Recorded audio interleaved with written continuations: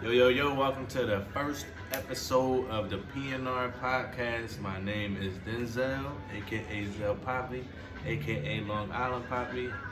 And right here next to me is my main man, Ryan, aka Rizz. This is the PNR Podcast. Episode 1. So we're here to talk about all this random shit. We got games, we got TV shows, we got movies, we got sports, everything that we're covering from. And being that we are from Philly, we gotta start with Ben Simmons. Benjamin Simmons. Rizz over here is a true Philly fan, all Philly sports teams. A little bit besides dollars and shit, but Luka, man, but that's a whole nother so story. let's start with the Sixers. How you feeling about Ben Simmons? So my whole thing about Ben is just like, when I see him, ever since I seen him play, I see the potential. Like when he on a fast break, we all see him. When he go down the court, he's zooming. It's Bron-esque. He look like Bron, and it hurts when I see him because I see the potential. And we see what happened in the playoffs. We came up short. We played the Hawks, and they got us. All right, so you think it's because of him, though? I think it's because of him, honestly. I really do, because Joel Embiid is going to give you 30, 12, and 2 blocks. I don't know. See, I feel like with that, like y'all blew a 26-point lead, game 5? Yeah. That's crucial. I don't think he was the cause of that.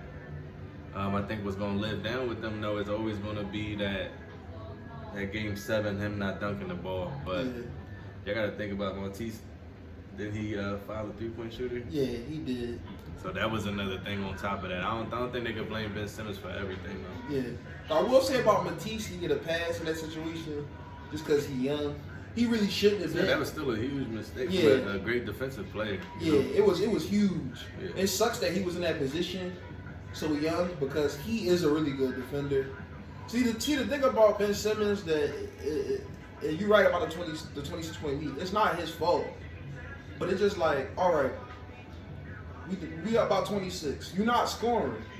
Yeah, so, but he's doing everything else that y'all need him to do. Yeah. What he's supposed to do, because I believe Trae Young was like 5 for 23 that game. Yeah. Mainly because of Ben Simmons. But the thing is like, if you're not going to score and we got about 26, well, where's the defense? You can't be an elite defender. It was there. The defense was there. You think so? I don't know. Because that 26-point lead was just one of like 3 leads we blew that series. Yeah, but the game 7 with everything, though, it came down to y'all not being efficient on offense. Yeah. But I don't think that was on him. Y'all worked defensively. Y'all just made some mistakes, crucial mistakes down the stretch. But I don't know. How do you feel about them handling the situation after the loss, though? This is my whole thing. Like, and what you said, it all relates to everything that I'm about to say. I feel like, whether you agree or not, whoever's watching this, Embiid is the modern day Shaq. He's the modern day Shaq. No. And in my opinion, he needs Kobe. He needs someone that can create their own shot and get a bucket on the perimeter. And he's never had that his whole career. And I would like to see him with someone like a Dame Lillard or a James Harden. He would go crazy. The problem with him is that he never had a guard that could get their own shot. Seth, the one season that he had Seth had his best season ever. Seth shot like 45, 46 from 3. Seth got that best season because he got more minutes. Yeah, everybody saw that, but I think that the whole thing with the whole Kobe comparison, no, he don't need a Kobe. Okay. He needs a solid guard that can get their own shot. That's why I thought the Sixers was going to trade for C.J. McCollum. Yeah, okay. I feel like he would have been a good fit with them, but yeah, C.J. would have been a real good fit. Yeah, of course that didn't happen. And we see how things are dwindling down now with everything, with him returning back to the Sixers. Yeah. I feel like the fans are going to boo him like a motherfucker when he comes back that first game. He getting the wipeout treatment. He getting Nickelodeon slime.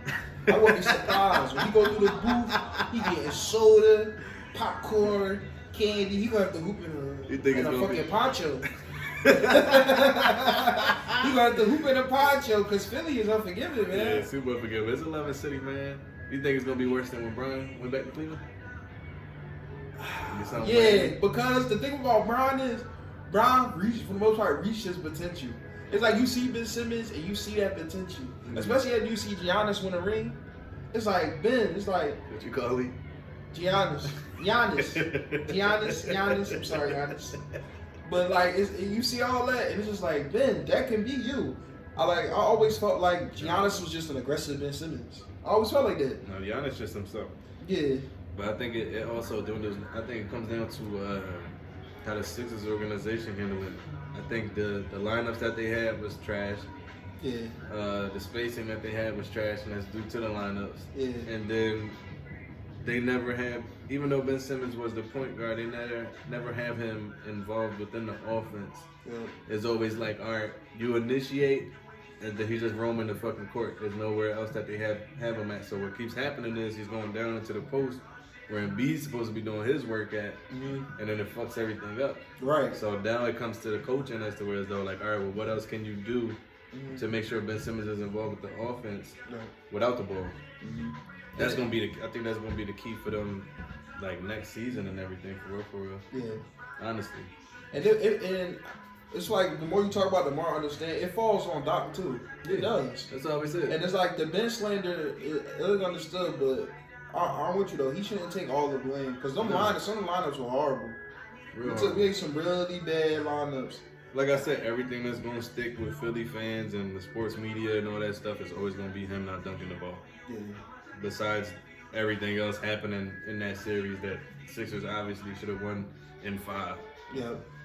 In my opinion. It's curious to see how like the next 3 weeks in the NBA is gonna go. With like the whole Ben Simmons situation and then the whole Kyrie situation. It's curious to see like how that's gonna all play out over the next 3 weeks. Do you think he's gonna play this year? Who? Kyrie. Yeah. Okay. I believe so. I don't know if it's gonna be for the Nets. Is he gonna get the vax? I don't know if it's gonna be for the Nets. Yeah. I don't know if it's gonna be for the Nets. But I feel like with the whole vaccine thing, he's gonna keep doing this shit as much as he can. Yeah. That's because he's gonna stand on what he's been standing on. Yeah. But for the Nets, it seems like the Nets are obviously moving on from. Would you do Ben for Kyrie? Hell yeah. Okay. It works for both teams. I want to do it, but Kyrie just makes me kind of nervous because it works for both teams. He's so like, I feel like he's one of those dudes. He just wakes up one day like, I don't feel like playing. No, but when he want to play, he a monster. That's what I'm saying.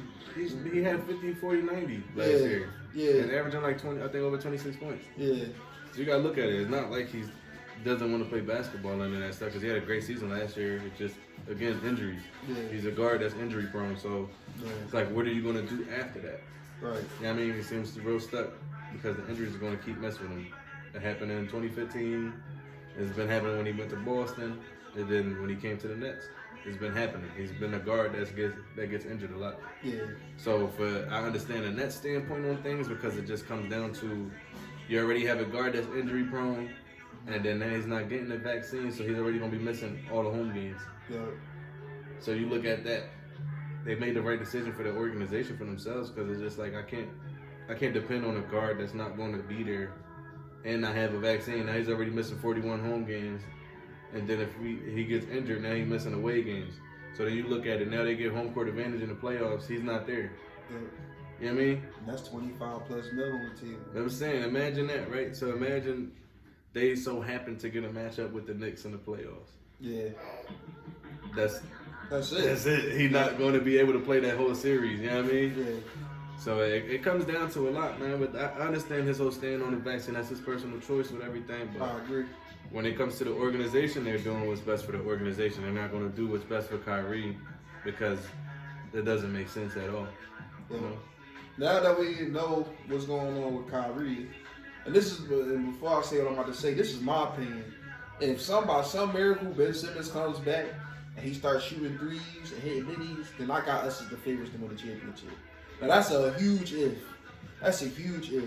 But now that you know with Kyrie and what's going on now, who's your favorite to win the chip? What? This win year. The chip? Before the season starts. We got it on record. Before the season starts, we already. We can start with the East first. Let's start with the East first. All right, who you got coming out the East? Miami. For the record. That's my team. Okay. That's because that's my I'm just team. letting you rock with that one. That's because that's my team, man. I like the picking up Lowry and. You feel a hero? Yeah. Okay. You think he needed more minutes last year? That's all it was. You think this is year? I think so. Okay, because he coming out talking about I'm on the level as Trae Young and Luke. And all look, that. if he continue to play how he been playing in the preseason into the season, hell yeah, he's up there. Okay. I just feel like he needed more minutes last year. They didn't give him it. Okay. It's gonna be hard though, cause it's like you think Oladipo start, ain't gonna be no room for him. Come on the bench. Okay, yeah. That's gonna be interesting. I'm just curious how that's gonna play out. I think our defense is gonna be amazing because we picked up PJ Tucker. Yeah. Lowry gonna be facilitating easily. Yeah. The defense gonna be crazy on that team. It's gonna be a great season for us. Yeah. But like, what scares me, the only person that scares me is Giannis. Yeah. Because the game he had against Utah, I think Utah last night, his jump shot looking better. Yeah. Once he learns how to shoot, it's over. Jump shot looking a lot better. So it's going to be scary if he got a good mid range jump shot. Yeah. So yeah, that's my pick for the East. For the West, everybody healthy? Everybody healthy. Warriors. Okay. Warriors. I can respect that. Clay coming back. Cause Clay healthy, they that's all they need. Clay Can't double back, both. Gonna change everything. Jordan Poole is looking amazing in his third season. Yeah. That's going to be key. Yeah. But them getting Clay back and Steph still playing how he was last year. Yeah. Yeah, I think they. And people sleeping on Wiseman. He gonna be good. Yeah, for He's sure. just young. For sure. People trying to throw him out, like, trying to put him like, no, he is number one pick for a reason. He's gonna be good. The only thing, the West is deep. Yeah. But I think the Warriors, all they was missing was Clay. Yeah. That's it. With the Lakers, I feel it's not that they're too old, but they don't have enough shooters. Yeah. Because it seems like every time shooters get with LeBron, they don't make their normal jump shots, man. Before the season start, I'll honestly say, in my opinion, this is gonna be one of the biggest seasons ever. Because to me, there's no clear favorite to win the chip, and it's balanced. I felt like last year there was no clear favorite. It was. The injuries kind of just before the injuries, the Nets was the clear favorite, and I'm pretty sure they would have definitely won the championship. Yeah, I can't lie. If his foot wasn't on the line, yeah. But no, I'm saying it's crazy to think about that. Yeah, the foot on the line too, but also just Bucks period with them as a team. Yeah, they're nobody to speak now. Yeah, it was too efficient. Yeah, and it's too much scoring. Because just in the blink of an eye, they scoring 20-0 run, 22-0 run. So yeah, it's up there. Yeah, it's curious. It's like it's just gonna be interesting to see because Bron, he's still trying to prove a lot in his last year. He's trying to prove that he still got energy in the tank. Mm-hmm. I think if Luka don't make it out the first round this year, then it's starting to get some question marks because they got him as a top 5, top 10 player. You can't get out the first round, bro. You gotta be able to get out the first round, bro. He need another piece. Yeah, he need to. And the crazy thing is, I talk to people about trading Porzingis. They don't want a lot of Mavs fans I know want to keep Porzingis. So I'm just like, I don't know if that's the piece for Luka to get to where he want to get. No, I think it's just Luka adjusting his play to Porzingis. Yeah. Because Porzingis is a solid player. I think he give you a nice 20 and 10. Yep. And that's all you need if you averaging 27 and, your triple-double. Like, Luka basically averaging damn near a triple-double with like 27, 28 points. Yeah. So, if you got a solid two, but he takes a lot of unnecessary shots. Yeah, he does. Those step-back threes is... He be on his 2K for real. I see why he on the cover. He be trying to ISO it, And he only shoot like 35%. Yeah. I don't know. Him and Trey had the same problem sometimes. Because Trey be forcing too. The thing is, though, with Trey, you have to sometimes just because you're a small point guard. Yeah. Luka is about 6'7", 6'8", yeah. 2-something. You can get to the bucket when you want. Yeah. You know? Yeah. There's a lot of unnecessary shots that he don't need to be taking. So that's why sometimes Porzingis feels out of the loop on the offense and all that stuff. So it comes down to a lot of shit. Yeah, it does. Yeah. Honestly. It's just Luka always been interesting to me because he's not really fast, but his IQ is through the roof. So he's always been real interesting to me. Yeah. As a player. It's gonna be a fun season. Yeah. Season starting next week on the 19th, so there's gonna be a lot to talk about then. I know I'm Preseason been fun. Yep. My surprise team though, I can have a surprise team, right? Yeah. Surprise team, not to come out of the East or anything shit like that, but just to be a fun team to watch. Yeah. The Chicago Bulls. Oh yeah. I like the addition of DeRozan and Lonzo. Yeah. I think that shit is gonna be so fun to watch, especially with Zach LaVine. Yeah. I think I think that's gonna be the sleeper team. That's for me. That's the sleeper team right there. I think this year, I felt like last year it was like the East was kind of top heavy, but I feel like this year is going to be way more balanced. Yeah, you still got these teams, but yeah, but I feel like even a team like one of the worst teams in the league last year, like Detroit, I feel like they could actually be like an all-right team this year, you know, with their pieces and getting Key. Because I like Key just to make the playoffs. Now we got the play-in. Like the plane, and they just. I feel like we'll come back to this. If them motherfuckers make the playoffs, give them $200. Detroit make the playoffs, I give them $200. I don't see that shit happening though. All right, if you can put this on record too, I think Cade's gonna win Rookie of the Year. Who you got Rookie of the Year? I don't know. Okay, it's gonna be close, but I think Cade's gonna win Rookie of the Year. I think he is gonna end up being because he's gonna have free roam in Detroit because they've always, and I like Jeremy Grant. I think the Olympics did something for him. Yeah, because he looked all right when he played. So I think being around all them star players kind of motivates you. So I think he's gonna have a good year. He might sneak and go crazy this year, 24, 25. He might sneak around, but we're gonna see. It's balanced. I think it's balanced. I don't see nobody as a rookie like stepping up this year, though, averaging like 20. Oh, yeah. I don't see that coming from this class at all. No. But it should be fun. I think the big team that I'm just really curious to see, believe it or not, and this may seem random, it's just the Hornets. I'm curious to see to do what? Melo take the next step because they're making it obvious that that's going to be his team, LaMelo. Yeah. So I'm curious to see like where the Hornets go this year, and if they have a good season or if they have a bad season, like what's the next steps with him? And I'm just curious to see how that's going to play out. I got a lot of faith in him because at the end of the day, he is 6'7". He like Luka in the sense he is 6'7", 6'8" point guard. Yeah, he tough. So he tough. Like the NBA is changing, so it's just like it's curious to see how that's going to play out. It's October 19th. Yep. NBA season start, man. Let's see what happens from there. Yep. And like I said, if Ben come back scoring, then it's a different ballgame. For sure.